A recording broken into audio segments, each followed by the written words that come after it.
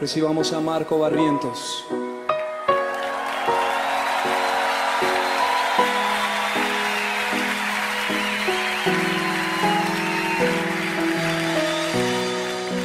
Dios de mi corazón,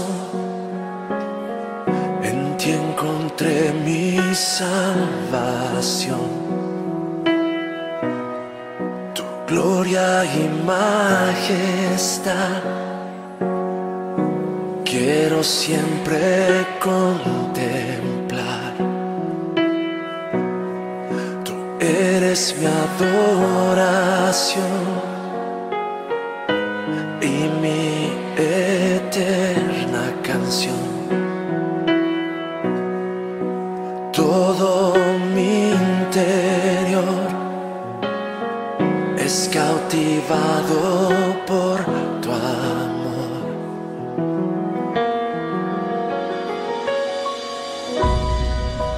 Eres Dios eterno, solo tú eres bueno. Dios incomparable eres tú. Nunca me separaré de tu gran amor. Eres mi Señor, mi Salvador.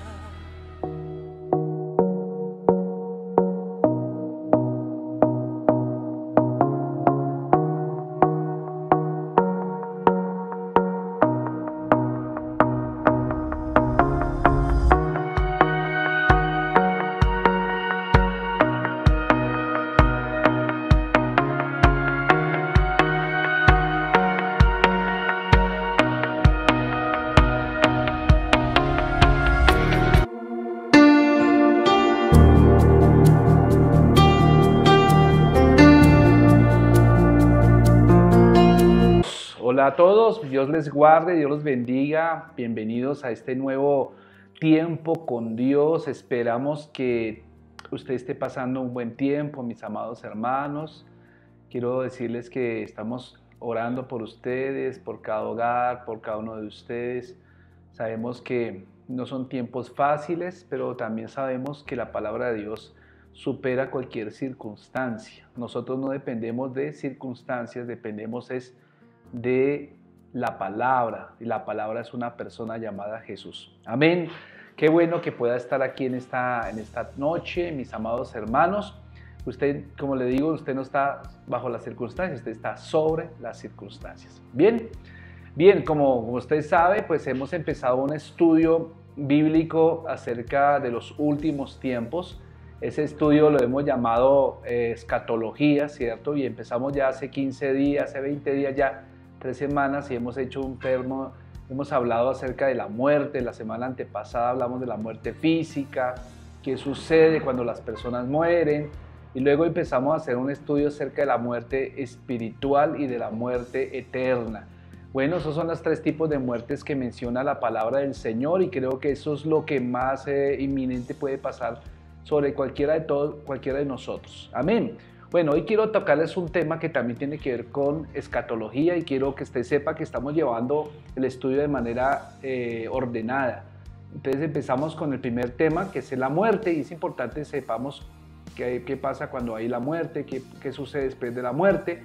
Y hoy vamos a hablar después de la muerte de otro tema que se llama el estado intermedio. Se llama así, el estado intermedio. Ok, ahorita usted me dice, bueno, ¿qué es eso, pastor? Bueno, eso es un tema que hace parte de la escatología. Y entonces viene como consecuencia de una pregunta que regularmente las personas se hacen, y es: ¿qué sucede cuando una persona muere? ¿Qué pasa cuando la persona ya murió? Ya habíamos hablado de la muerte hace 8 días y hace 15 días, pues vamos a hablar un poco acerca de qué ocurre cuando una persona muere. Bien, vamos a hablar varias cositas en este término acerca del estado intermedio. Cuando una persona muere, entonces vamos a ver que vimos que dependiendo si esa persona es cristiana o no lo es, si recibió Cristo en su corazón, si es salva o no es salva, entonces vamos a ver que dependiendo de la decisión que haya tomado esa persona en vida, o sea, en esta tierra, también va a ser las consecuencias en la otra vida. Entonces, lo que sucede es que el creyente, estoy hablando de la persona que han recibido a Cristo, que se arrepintieron, que confiesan con su boca que Jesús es el Señor, y que esa persona totalmente entrega su corazón al Señor. Entonces, lo que sucede es que el creyente entra inmediatamente después de la muerte, entra en la presencia de Dios. Eso es lo que yo quiero que sepamos ahora. Un creyente inmediatamente muere, entra en la presencia de Dios. Si no, miremos la palabra del Señor, lo que dice Filipenses capítulo 1, versículo 23. Voy a leer Filipenses 1, 23. Claro que voy a leer desde un versículo anterior, 2 versículos anteriores, y es Filipenses 1, 21 al 23. Pero quiero que hagamos atención en el versículo 23. Dice así, dice Filipenses 1, 21, dice: porque para mí el vivir es Cristo y el morir es ganancia. ¿Quién dice esto? Lo está diciendo el apóstol Pablo. Se lo está escribiendo a unos amigos llamados los filipenses. Entonces él les dice, para mí el morir es ganancia, o sea, para mí es mejor morir, ¿cierto? Es ganar, ¿cierto? Mas si el vivir en la carne resulta para mí el beneficio de la obra, no sé entonces qué escoger, porque de ambas cosas estoy puesto en estrecho, teniendo deseo de partir, estar con Cristo. Ponga atención ahí, de partir y estar con Cristo, lo cual es muchísimo mejor. Entonces Pablo está diciendo algo aquí, que en ambas cosas se encontraba en un dilema. Pues tenía el deseo de partir y estar con Cristo, díselo él, lo cual es muchísimo mejor. Entonces vamos a ver, ¿qué ocurre cuando una persona cristiana muere? Esto está en la presencia del Señor. Ahora, Pablo lo dice de otra manera en la segunda carta a los Corintios, capítulo 5, versículo 8. Allá atrásito, busque ahí en la palabra de Dios, por favor, segunda a los Corintios, capítulo 5, versículo 8. Vean lo que dice la Biblia. Pero confiamos y más quisiéramos estar ausentes del cuerpo y presentes al Señor. Entonces, Pablo está diciendo que debemos vivir confiados, ¿cierto? Porque mientras estamos en el cuerpo, mientras estamos en este cuerpo, en esta casita donde usted está viviendo, usted está ausente de la presencia de Dios, hablando en el término literal, porque vivimos por la fe y no por vista, pero confiamos que quisiéramos más bien estar ausentados del cuerpo y presentarnos ante el Señor. Entonces aquí hay 2 textos bíblicos que nos están asegurando que inmediatamente una persona muere, ¿dónde va a ir? A la presencia del Señor. Algunas personas, algunos sistemas religiosos creen que el periodo de este periodo llamado intermedio, ¿cierto? Creen que las personas que mueren van a dormir. Y ellos han asegurado que las personas van a dormir, es como un estado de inconsciencia, y que luego después las personas despertarán para estar en la eternidad con Cristo. Pero no hay ningún argumento para asegurar que esto es cierto. Escuche bien esto. Ellos toman algunos textos bíblicos que Jesús dijo que habían personas que estaban durmiendo en lugar de estar muertas. Vamos a explicar eso más adelante, pero quiero explicar un poco por qué no es bíblico esta creencia. Y resulta que cuando tú miras la palabra del Señor en Apocalipsis capítulo 6, versículo 9, para refutar esta creencia acerca de que las personas cuando mueren van a un sueño profundo, pues resulta que la Biblia nos dice aquí en Apocalipsis 6, 9, dice: cuando abrió el quinto sello, vi bajo el altar las almas de los que habían sido muertos por causa de la palabra de Dios y por el testimonio que tenían. Si usted nota aquí, el escritor Juan está diciendo que habla de unas personas, de unas almas, de los mártires. Estas personas están aquí descritas en el periodo de la gran tribulación, o sea, en ese momento ya nosotros estamos en el cielo, ¿verdad? O sea, después del rapto. Y entonces en ese periodo de la gran tribulación hay personas que van a ser salvas de todas maneras, ¿cierto? Y fíjense que ellas murieron, pero sus almas están directamente en la presencia del Señor. Entonces por eso el escritor Juan está diciendo que entonces dice: al abrir el Cordero el quinto sello, dice allí la escritura, debajo del altar vi a las almas de los que habían muerto por causa de la palabra de Dios y su testimonio. Estos eran mártires, o son mártires que van a surgir en el periodo de la gran tribulación. Entonces, estos son textos bíblicos que nos están dando a entender que es falso, que una persona cuando muere va a dormir y va a esperar el día de la resurrección del cuerpo para presentarse en el juicio. No, aquí nos están dando a entender que efectivamente las personas siguen siendo conscientes. Ahora, hay un texto bíblico que nos ayuda a entender mucho este estado intermedio, y es el de Lucas capítulo 16. Vamos a mirar allá Lucas 16, 22 y en adelante, y vamos a leer hasta el versículo 27, Lucas capítulo 16. ¿Se acuerdan ustedes la historia del rico y Lázaro? Bien, vamos a mirar allí lo que dice la Biblia con relación qué pasa cuando una persona muere. Y aquí tenemos el ejemplo de las dos. Tenemos una persona que es justa y una persona que es malvada, una persona mala, una persona perversa en el sentido de la palabra. Y vamos al versículo 22 que dice la palabra del Señor. Dice la escritura, ponga atención lo que dice: aconteció que murió el mendigo y fue llevado por los ángeles al seno de Abraham. Note usted que él no fue solo, hubo unos ángeles que lo llevaron al seno de Abraham. Y murió también el rico y fue sepultado. Ve al versículo 23. Y en el Hades alzó sus ojos estando en tormentos y vio de lejos a Abraham y a Lázaro en su seno. Entonces él, dando voces, dijo: Padre Abraham, ten misericordia de mí y envía a Lázaro para que moje la punta de su dedo en agua y refresque mi lengua, porque estoy atormentado en esta llama. Pero Abraham, versículo 25, le dijo: Hijo, acuérdate que recibiste tus bienes en tu vida, y Lázaro también males, pero ahora este es consolado aquí y tú atormentado. Además de todo esto hay una gran cima. La palabra cima usted nota que está con S, realmente es todo lo contrario de cima con C, que es una montaña. Cima con S es un abismo. Entonces podríamos decir, hay un gran abismo que está puesto entre nosotros y vosotros, de manera que los que quisieran pasar de aquí a vosotros no pueden, ni de allá pasar acá. Entonces le digo: te ruego que Padre, le envíes a la casa de mi padre, porque tengo 5 hermanos, para que les testifique, a fin de que no vengan ellos también a este lugar de tormento. Wow. Y Abraham le dijo: a Moisés y a los profetas tienen. Óiganlos, otra manera de decirlo es: la Biblia tiene. Esto es Abraham y los profetas. Tienen la palabra de Dios, es decir, óiganlos.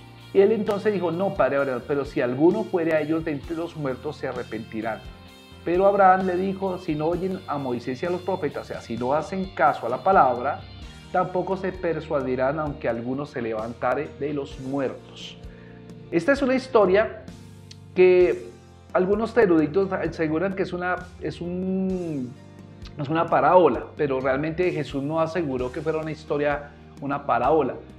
Él realmente está haciendo una descripción de lo que es el Hades, de lo que es el Seol, el lugar donde las personas mueren sin Cristo, ¿cierto? Y van a ese lugar.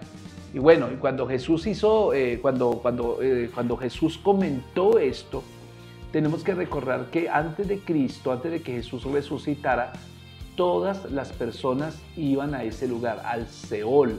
Lo que pasa es que Seol y Hades es lo mismo. Seol es la misma palabra para decir lugar de los muertos en hebreo, y Hades es la palabra para decir lo mismo, lugar de los muertos, pero en griego. Entonces Seol y Hades es lo mismo.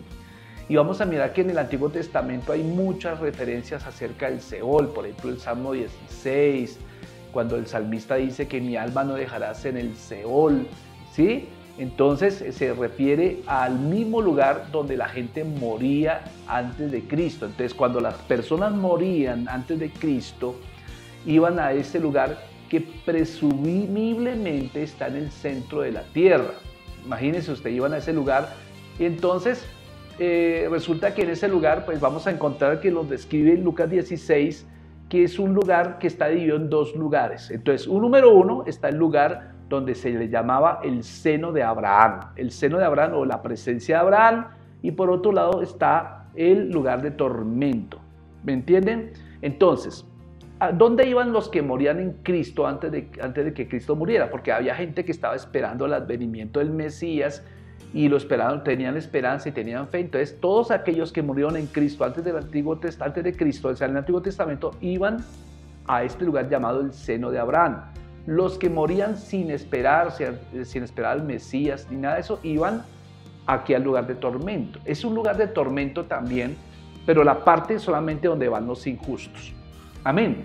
O sea, cuando Jesús muere, ahorita vamos a ver a cuál de los dos lugares descendió, a cuál llegó, al de los injustos o al de los justos. Y esa es una pregunta que le voy a dar a usted.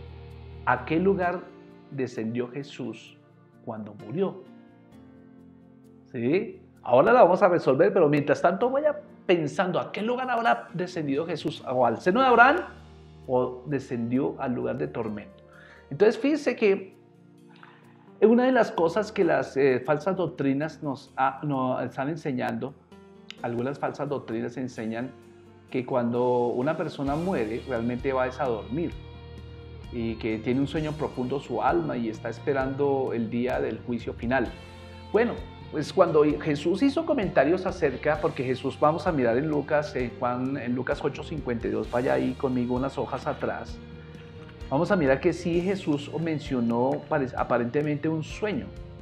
Lucas 8:52 dice, y lloraban todos y hacían lamentación por ella, o sea, por la niña, la hija de Jairo, ¿recuerda? Pero él le dijo, ¿qué dijo? No lloréis, no está muerta, sino que duerme. Wow, ahí se está tomando el tema, está diciendo duerme. Pero hay otro texto que de pronto nos puede llegar a confundir un poco y es Juan capítulo 11:11.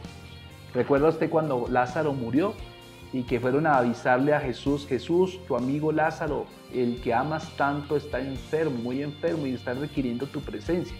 Y eso fue el término cuando Jesús decidió quedarse unos días más allí y luego decidió ir allá a Betania, donde vivía Lázaro y sus hermanas, y resulta que fue allí donde encontró que ya había sido 4 días había muerto Lázaro. Pero antes de eso vamos a encontrar la conversación cuando le comentan que Lázaro está enfermo. Vea lo que dice Juan 11:11. Dice, dicho esto, les dijo después, nuestro amigo Lázaro duerme. Vean lo que está diciendo Jesús. Nuestro amigo Lázaro duerme, mas voy a despertarle. Dijeron entonces sus discípulos, Señor, si duerme, sanará. Pero Jesús decía esto no de sueño, está diciendo de la muerte de Lázaro. Y ellos pensaron que estaba hablando del reposar del sueño. ¿Entiende lo que está diciendo? Entonces, hay una género, no estoy hablando de un género literario, hay una manera en los idiomas que se llama las metáforas. Las metáforas son formas de ilustrar una cosa haciendo alusión a otra cosa. Y esta forma de metáfora le llaman eufemismo. El eufemismo, mis amados hermanos, es simplemente determinar con una palabra que suene más agradable al oído algo que es duro, ¿cierto? Por ejemplo, aquí la parte dura es muerte, pero la forma de eufemismo sería decir, no está muerto, está durmiendo, ¿sí?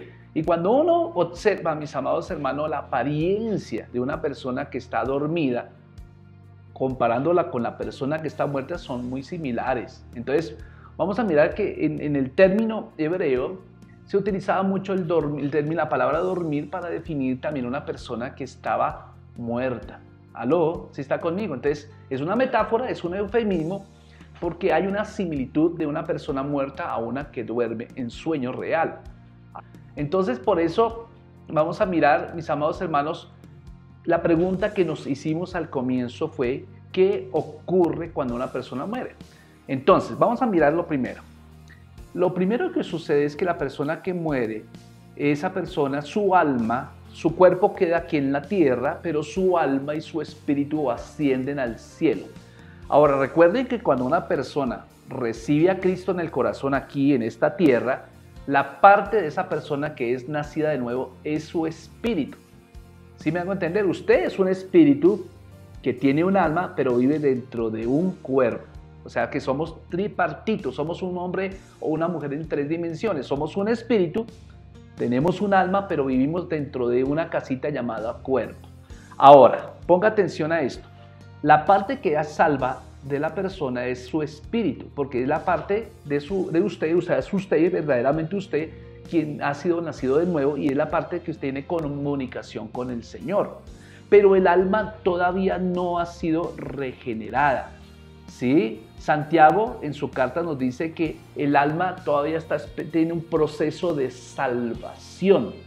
Entonces, Santiago dice, estas almas tienen todavía proceso de salvación aquí en la tierra. Por esa razón es que usted tiene que leer la Biblia, por esa razón es que usted tiene que venir a la iglesia, por esa razón es que usted tiene que buscar de Dios, porque su alma todavía desea hacerlo del mundo. Entonces, ese es un proceso de salvación. Ahora, ¿cuándo terminas ese proceso de salvación? Cuando se muere. ¿Por qué? Porque ya no va a tener el yugo del pecado, por tanto, el alma es perfeccionada en esa etapa después de morir, y digamos de esta manera, tanto el alma ya es hecha santa, ¿sí? Y tanto el espíritu y el alma, que son lo mismo, entran inmediatamente en la gloria de Dios. Amén. Nuestros cuerpos o los cuerpos de las personas, mientras tanto, permanecerán en la tumba esperando su resurrección. Y alguien me decía, pastor, pero entonces algunas personas enseñan que no está bien permitir que nuestros familiares sean cremados. Mis amados hermanos, no obstante la manera que muera la persona, su cuerpo no tiene importancia, porque para Dios no hay imposible. Si Él hizo todo lo que vemos de lo que no se veía, ¿será que le queda imposible hacer el cuerpo nuevamente? Mi amado hermano, de hecho este cuerpo es un cuerpo corruptible, pero es un cuerpo que va a ser transformado en un cuerpo glorificado. ¿Por qué? Porque este cuerpo todavía posee pecado. Y si nos presentáramos de esta manera como estamos delante del Señor, pues la santidad de Dios nos fulminaría. Entonces, para presentarnos delante de Dios es necesario tener un cuerpo glorificado. Amén. Gloria al Señor. Por eso, vamos a mirar algo interesante. ¿Qué sucede después de morir? Bueno, ya vimos que esta alma es perfeccionada, es santificada y se puede presentar delante del Señor y va a disfrutar la presencia del Señor inmediatamente. Amén.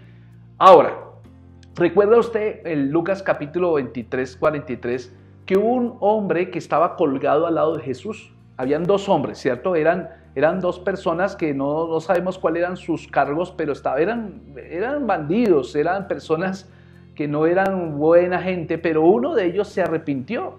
Y justo en el último minuto, antes de exhalar su último suspiro, él le dijo, Señor, acuérdate de mí cuando llegues en tu reino, cuando vengas en tu reino. Jesús, ¿qué le dijo? Jesús le contestó, de cierto te digo, hoy estarás conmigo en el paraíso. A ver, y esa es una cosa muy interesante, porque para muchas personas, para usted poder ir al cielo, usted tiene que hacer buenas obras. Entonces usted tiene que ser buena gente, tiene que ser buen esposo, tiene que ser buen ciudadano, tiene que ser un buen papá, tiene que ser un buen empleado. Entonces como que las personas hoy en día muestran su prontuario, dicen, no, yo mire todo esto es lo que yo he sido bueno, hasta tengo mi agenda de cosas buenas, mire todo lo que he hecho de bueno, entonces yo creo que por eso voy a ser aceptado en el cielo. ¿Y qué dice la Biblia? La Biblia no dice eso, la Biblia dice precisamente todo lo contrario, que no es por obras para que nadie se gloríe, ¿cierto? Sino es por medio de la fe que somos salvos. Entonces aquí está un ejemplo de una persona que no tuvo tiempo de hacer buenas obras, al contrario, esa persona fue mala, pero en el último minuto él le dijo, Señor, acuérdate de mí cuando vengas en tu reino. Entonces, ¿qué le dijo el Señor? De cierto te digo, hoy estarás conmigo en el paraíso. Ahora, con base en este pasaje bíblico, quiero hacer un paréntesis. Ha habido mucha controversia y hay algunas versiones en inglés de la Biblia que colocan una coma después de la palabra hoy. Ahora, si usted va conmigo a este pasaje de Lucas 23:43, vamos a leerlo allí y vamos a mirar cómo quedaría si usted le colocara una coma después de la palabra hoy. Lucas 23:43 dice así, dice, entonces Jesús le dijo, de cierto te digo que hoy estarás conmigo en el paraíso.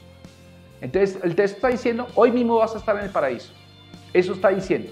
Pero como muchos dicen, pero ¿cómo es posible que el mismo día estuviera en el paraíso? ¿Acaso Jesús no tuvo que bajar al Seol 3 días y al tercer día resucitar y luego se demoró otros 50 días en estar aquí presentándose a la gente y luego subió?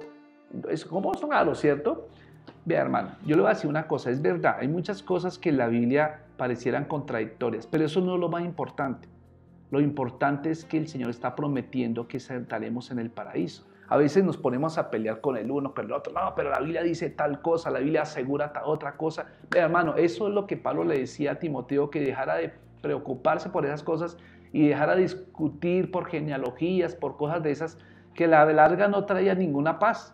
Esto no es una doctrina que implique si va a ser salvo o no salvo, porque ya sabemos que somos salvos. Solo que estamos hablando de cómo va a ser ese proceso después de la muerte, a lo cual no hay mucha información. Y como yo le decía a ustedes, algunas versiones en inglés han puesto una coma allí y han dicho, dice las versiones en inglés, por ejemplo, dice, de cierto te digo hoy, coma, te digo hoy que estarás conmigo en el paraíso. Entonces, si usted le pone esa coma, pues claro, asegura y asevera efectivamente eso, pero eso no es lo importante, con coma o sin coma, vamos a estar en el cielo. Amén. Yo quiero que usted sepa que hay cosas en la Biblia que no podemos explicar. Aquí lo importante es que vamos a estar en el cielo.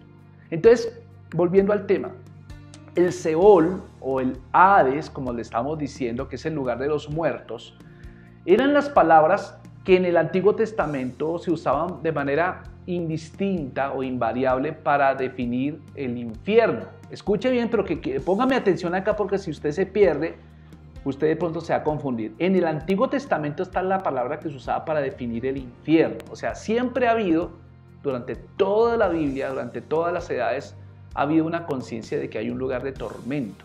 Amén. Entonces, ese infierno, se le llamaba en el Antiguo Testamento Hades o Seol. Pero escuche bien esto. Cuando Jesús murió, cuando Jesús dijo, Padre, en tus manos encomiendo mi espíritu, y dice que murió, Él bajó a ese lugar, que se presume que queda en el centro de la tierra. El lugar donde Él bajó, vamos a leer primera carta de Pedro 3:19 para que veamos un poco acerca de ese momento donde Él bajó, ¿cierto? Primera carta de Pedro 3:19.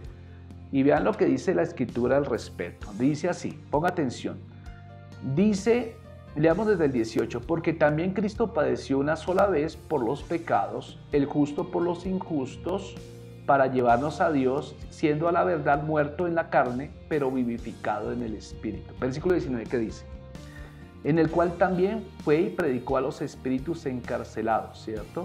Versículo 20, los que en otro tiempo desobedecieron cuando una vez esperaba la paciencia de Dios en los días de Noé, mientras se preparaba el arca en la cual pocas personas, es decir, 8, fueron salvadas por agua. Entonces, lo que está diciendo Pedro aquí es que Jesús sí bajó a un lugar, bajó al Seol, llamado también lugar de los muertos. Y fíjense que Él le predicó, dice a Él, le predicó a los espíritus encarcelados. ¿Quiénes eran esos espíritus encarcelados? Pues se asegura que fueron aquellas personas que murieron en el Antiguo Testamento, ¿cierto? Y allí se presentó. Muchos no creyeron.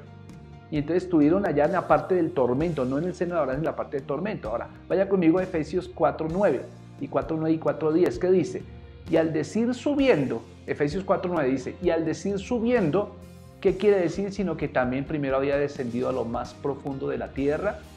Versículo 10 dice, el que descendió es el mismo que también ascendió por encima de todos los cielos para llenarlo todo.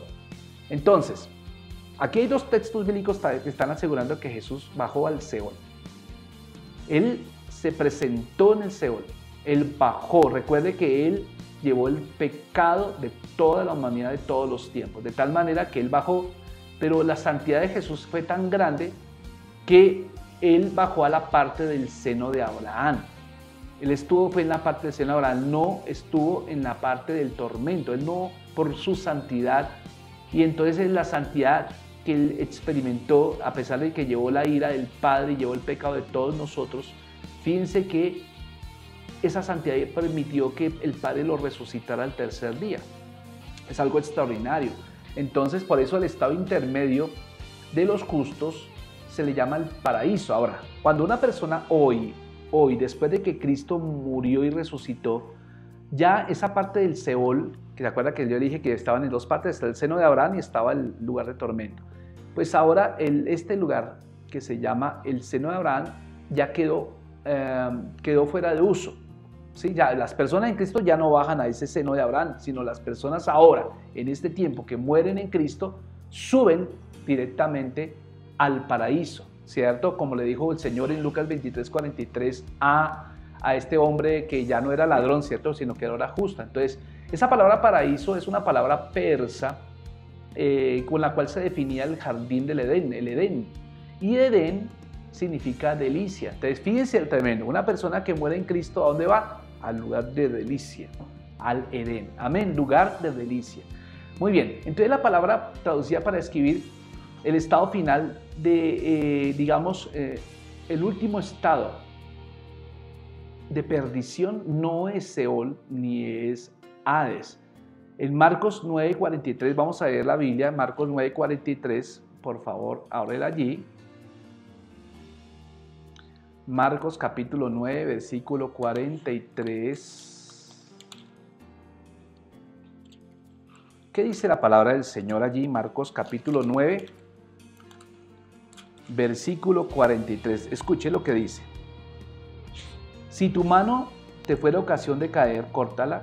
Mejor es entrar en la vida manco que teniendo dos manos e ir al infierno, al fuego que no puede ser apagado. Sigue leyendo. Donde el gusano de ellos no muere y el fuego nunca se apaga. Y si tu pie te fuere ocasión de caer, córtalo. Mejor te es entrar en la vida cojo que teniendo dos pies y ser echado en el infierno, al fuego que no puede ser apagado. Note usted que está diciendo fuego que no puede ser apagado. Y dice allí el versículo 46, donde el gusano de ellos no muere y el fuego nunca se apaga. Si tu ojo fuera ocasión de caer, sácalo. Mejor es entrar en el reino de Dios con un ojo que tiene dos ojos y echado al infierno. Si usted da cuenta, esta palabra en griego no es la misma palabra Hades. Esta ya es otra palabra. Entonces, la palabra que se usa acá es la palabra Gehenna. Gehenna. Y entonces lo que está describiendo, mis amados hermanos, es un lugar último, es el último lugar de perdición. Se llama Gehenna. ¿Y qué era Gehenna? En los tiempos de Jesús, Gehenna era un botadero de basura, como decir aquí en Bogotá el botadero de Doña Juana, solo que estaba a las afueras de Jerusalén en un valle llamado el Valle de Hinnom, y allí botaban todos los desechos, ¿cierto? Pero continuamente se estaban quemando los desechos, entonces continuamente esos días y noches se estaban quemando la basura allí, y entonces era muy reconocido ese botadero de desechos a las afueras de Jerusalén, ubicado en el Valle de Hinnom. Entonces siempre se tenía en cuenta que era como un fuego perpetuo, donde nunca se apagaba el fuego, siempre estaba quemando la basura. Y entonces el Señor Jesús toma esta ilustración para decir, así va a ser el fuego del infierno. Y aquí ya no está hablando de Gehenna, ya no está hablando de Hades, ni está hablando de Seol, está hablando de otro lugar. Por eso, mis amados hermanos, algo que quiero que todos se den cuenta, el infierno todavía no se ha inaugurado. El infierno no es inaugurado todavía. El infierno va a ser inaugurado en Apocalipsis capítulo 20, cuando se abran los libros allí en el juicio del gran trono blanco. Allí es donde se va a empezar a hablar del infierno. ¿Por qué? Porque ahorita cualquier persona que muere sin Cristo, esa persona no va al paraíso, no va al cielo, sino va a ese lugar llamado Hades. Allí el lugar donde estaba el rico, no Lázaro, sino el rico. Y como usted puede notar, es un lugar de tormento mientras esa persona espera el juicio final al final del año de los 1000 años. Entonces, fíjese, va a estar todo este tiempo ahí y luego va a ir al juicio del milenio, final del milenio, llamado el juicio del gran trono blanco, donde serán abiertos los libros y se buscará el nombre de esa persona, si está inscrito o no está inscrito. Obviamente, se sabe que no está inscrito y entonces esa persona pues irá ahora sí al fuego perpetuo que nunca se apaga, que se llama Gehenna o infierno. Amén. Ahora, para terminar, quiero hablar de unos falsos puntos de vista en cuanto a este estado intermedio. Hay tres que uno puede considerar que se enseñan mucho y sobre todo la iglesia tradicional. Uno de ellos se llama el purgatorio. Hay muchas personas, o la iglesia tradicional asegura, que es un momento donde las personas que mueren, de acuerdo si fue buena o no fue buena aquí en la tierra, dependiendo de lo buena que haya sido, entonces va a ese lugar llamado purgatorio. Y es una enseñanza que viola el principio acerca de la suficiencia de la sangre de Cristo para limpiar el pecado y de la fe para alcanzar la salvación. Si usted mira, yo quiero leer aquí Efesios capítulo 2, versículos 8 al 10. Efesios capítulo 2, versículos 8 al 10. Vamos a leer rápidamente. Dice así, dice, porque por gracia sois salvos por medio de la fe. O sea, ¿cómo es que somos salvos? Por gracia. La gracia es lo que Dios nos da, ¿cierto? Es algo que no merecemos, ¿cierto? Es algo que no merecemos, ¿cierto? Por gracia sois salvos por medio de la fe, y esto no de ustedes, pues es un regalo de Dios. Versículo 9, no por obras para que nadie se gloríe, porque somos hechura suya, creados en Cristo Jesús para buenas obras, las cuales Dios preparó de antemano para que anduviésemos en ellas. Entonces está diciendo que no es por obras. Entonces, ¿qué es lo que asegura esta doctrina del purgatorio? Que es por buenas obras. Entonces, ¿dónde basan ellos esto? Ellos lo basan en un texto que se ubica en los libros apócrifos, más exactamente en el segundo libro de Macabeos, capítulo 12, versículo 41-43. Y es allí donde lo encontramos, y entonces ellos leen esos libros apócrifos que son aceptados en la Biblia católica. Usted encuentra que ahí están los libros deuterocanónicos o apócrifos. ¿Por qué ellos basan sus doctrinas, la mayoría, en esos libros apócrifos? ¿Por qué nosotros, la iglesia cristiana, no recibimos o aceptamos esos libros? Primero, porque no son libros canónicos, o sea, no fueron aceptados, no son inspirados por el Espíritu Santo. Número dos, ¿por qué no aceptamos esos libros? Porque Jesús, durante su ministerio terrenal, jamás citó ninguna cita bíblica, ninguna cita bíblica de los libros deuterocanónicos. Entonces, por esas razones, nosotros no tenemos en cuenta los libros deuterocanónicos. Jesús nunca los mencionó, ningún profeta los mencionó, mis amados hermanos. Por eso se llaman libros que están fuera del canon, deuteros, ¿cierto? Que están en segundo canon, no están canonizados, no fueron recibidos, no son tomados como inspirados por el Espíritu Santo. Amén. Entonces, por esa razón, ellos basan su doctrina en el purgatorio. Entonces, esa doctrina me enseña que digamos que los familiares pueden hacer algo por el alma de esa persona. Entonces puede ser que paguen misas, ciertos sacrificios para poder sacar a esa persona del purgatorio y que vaya a la gloria de Dios. Entonces imagínese usted, ¿eso no contraviene la obra de la cruz del Calvario? Está diciendo, no, Jesús, tu obra no fue suficiente, entonces toca ayudar, echarte una manito, pagar misas, hacer este sacrificio, hacer esto, pagar una promesa. Es contrario completamente a la palabra. Ese es el primer error en cuanto al estado intermedio. El segundo error es el llamado el dormir del alma que ya les mencioné anteriormente, que ellos basan que dice que cuando la persona muere, la persona entra en un sueño profundo esperando el día de la redención, esperando el día de la redención del cuerpo. Y ellos basan esto porque dice 1 Tesalonicenses 4:13, basan en esa doctrina, eso dice: hermanos, no queremos que ustedes se queden sin saber lo que pasará con los que duermen. La palabra aquí ya fue corregida en la Reina Valera contemporánea porque dice: con los que han muerto, ni que se pongan tristes como los que no tienen esperanza. Así como creemos que Jesús murió y resucitó, así también Dios levantará a Jesús a los que murieron en él, no los que durmieron en él. Entonces fíjense que ya les dije a ustedes que es un eufemismo, una metáfora que fue tomada en la Biblia del parecido que hay de una persona que duerme con una persona que ha muerto. Entonces muchos dicen: no, eso está en una... Pero vamos a mirar que Lucas capítulo 16 nos está diciendo que sí había conciencia, el rico estaba consciente, Lázaro estaba consciente, gritaron, se reconocieron, entonces había conciencia. Vimos en Apocalipsis capítulo 6-9 también que hay conciencia. Amén. Y la tercera error que se encuentra es el espiritismo. Escuche esto. El espiritismo es una falsa enseñanza acerca de que las personas vivas pueden comunicarse con los muertos.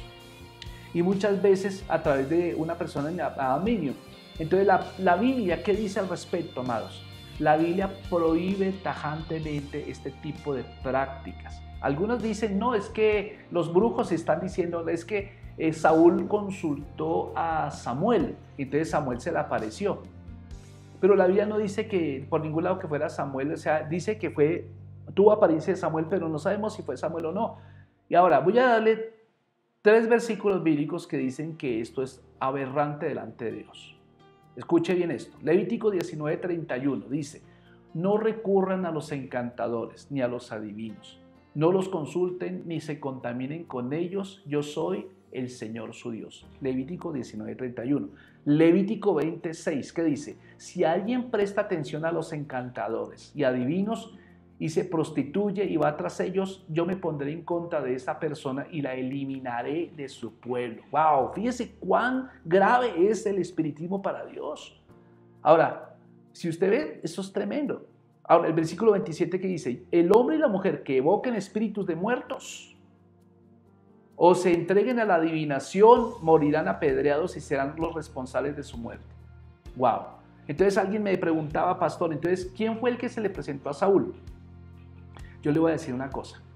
Realmente, Pablo da la explicación en primera carta a Timoteo 4:1. Dice: pero el Espíritu dice claramente que en estos últimos tiempos algunos apostatarán, o sea, se apartarán de la fe y escucharán espíritus engañadores y doctrinas de demonios. ¿Cómo se llama eso? Espíritus engañadores. O sea, un demonio puede tomar la forma de un ser querido.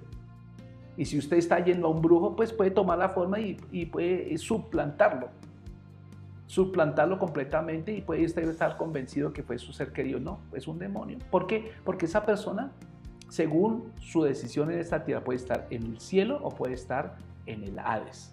¿Me explico? En conclusión, termino con esto. El tema es apasionante, como usted pudo ver, o pudimos ver. Es apasionante y nos gustan mucho esos temas y todo esto. Pero a la larga es intrascendente.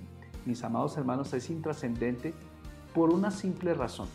Porque nuestro estado final no va a ser eso. Por eso se llama estado intermedio. ¿Cuál va a ser el estado final? El estado final será que vamos a habitar en la misma presencia de Dios, es decir, la Nueva Jerusalén. Apocalipsis 21 y Apocalipsis 22. Lea Apocalipsis 21 y 22, ese es su destino, la Nueva Jerusalén. Y por eso vamos a ver que todos esos eventos que están ocurriendo hoy en día no deben desalentarnos, sino al contrario, deben animarnos a buscar estar en esa Nueva Jerusalén. Estaremos allá en esa Nueva Jerusalén, pero que también no nos vayamos solos. Amén, hermanos. Es un tiempo muy tremendo para predicar de Jesús. Yo quisiera invitarlo a usted, hermano, que tome esta palabra, no para que usted se llene de solamente conocimiento, sino que tenga argumentos para hablar de Cristo con mayor denuedo.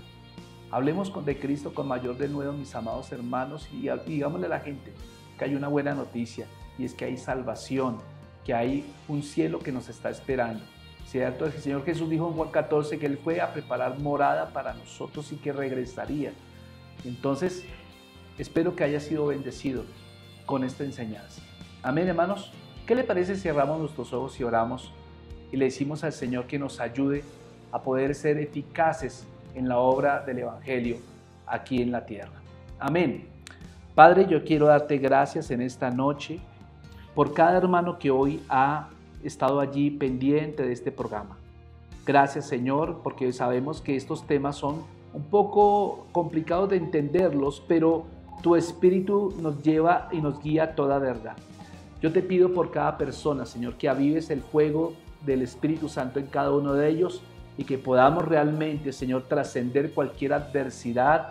Y Padre, no poner nuestra mirada aquí en estas cosas temporales, sino poner nuestra mirada en ti, en el cielo y en la recompensa que nos espera. Gracias por esas coronas que mi hermano, mi hermana que está viéndome, Señor, va a adquirir. Señor, sabemos que si hay dolor, Padre Pedro decía que esto es temporal y que no es comparable con lo que hayamos de recibir en el cielo. Gracias, Señor, nuestra vista está puesta en el cielo. Sabemos que si oramos por sanidad, tú la puedes dar, pero finalmente tendremos que ir al cielo, Señor. Gracias por bendecir y sanar a aquellos que están enfermos, Señor. Y Padre, glorifícate de manera especial. También glorifícate sobre la ofrenda que mis amados hermanos están dando. Bendícelos, Dios mío, y multiplícales de una manera extraordinaria. Padre, que podamos realmente, Señor, ser efectivos, Padre glorioso, a la hora de hacer que la palabra de Dios corra y sea glorificada como también lo fue entre nosotros. Gracias por esta iglesia hermosa, la bendigo en el nombre de Cristo. Amén y amén, hermanos. Gloria al Señor. Bueno, nos vamos con Cristo. Que el Señor los bendiga grandemente, mis amados hermanos.